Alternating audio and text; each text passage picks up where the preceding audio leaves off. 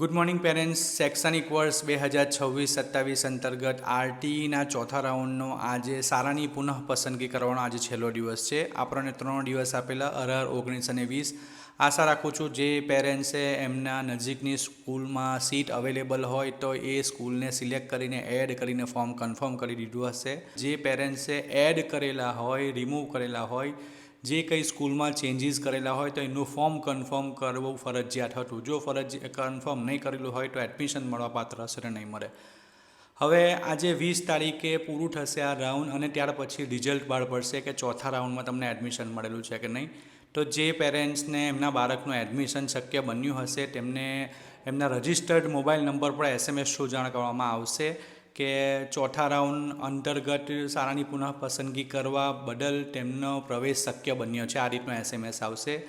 અથવા તમે જ્યારે ડેટ બહાર પડશે તો ઓફિશિયલ વેબસાઇટ પર તમારો એપ્લિકેશન નંબર અને બર્થ ડેટ એડમિટ કાર્ડના બટન પર ક્લિક કરીને ચેક કરી શકશો. જો તમને એડમિશન મળ્યું હશે તો ગ્રીન કલરમાં લખેલું હશે કે આપનો પ્રવેશ શક્ય બન્યો છે અને એડમિટ કાર્ડ ડાયરેક્ટ ખોલી જશે.